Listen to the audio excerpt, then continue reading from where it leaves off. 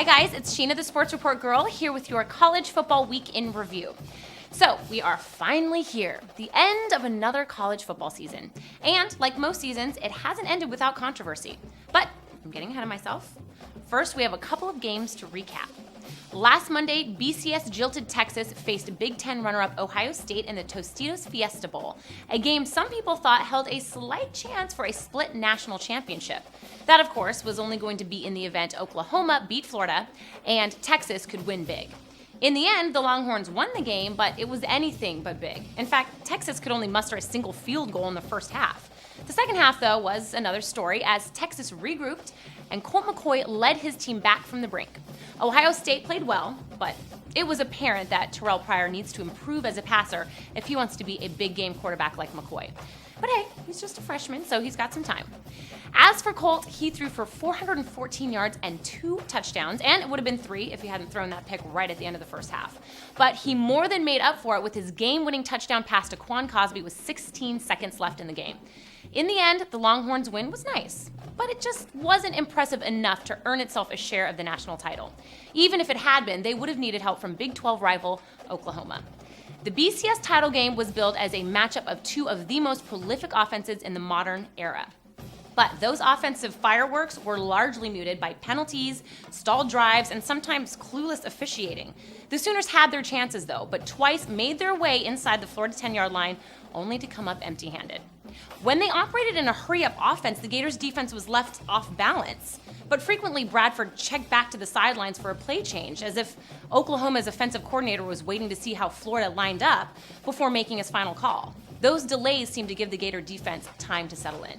Basically, the game was a push until the fourth quarter. Oklahoma, down by 3, was driving deep into Gator territory with a chance to either tie or go ahead. That is when Ahmad Black ripped a sure completion out of the hands of Joaquin Iglesias, or, as Desmond Howard called him in the pregame show, Julio Iglesias. After that, Tim Tebow proved his worth by leading a clock-eating drive that resulted in a game-clinching touchdown pass to David Nelson. When the final polls came out on Friday, Florida was number 1 across the board. We've all heard that Texas and USC had issues with the BCS, but the reality is each controlled their own destiny. Had they just taken care of business, we might have seen a USC-Texas national championship game. The school I feel for the most, though, is Utah. Sure, they finished the season ranked number 2 in the final AP poll, but they're the only team to go undefeated in all of Division I. Usually with teams from smaller conferences, you can attribute success to, a schedule full of powder puffs, but that's not the case here. Okay, Michigan sucked this year, okay. But both Oregon State and BYU finished in the top 25, and TCU ended up number 7. And with all due respect to Texas and USC, it's an insult for the Utes to be ranked behind them at number 4 in the coaches' poll. Clearly, Utah is the real deal. But unfortunately, the college presidents and conference commissioners aren't interested in giving the fans what we want the most, namely a playoff. Even a +1, which some have suggested, would still leave undefeated Utah out of the picture. And ESPN, which takes over the BCS broadcast rights in 2011, said they won't make any efforts to press for a playoff. So there you have it. More years to come with frustrating finishes to what is otherwise the greatest sport around.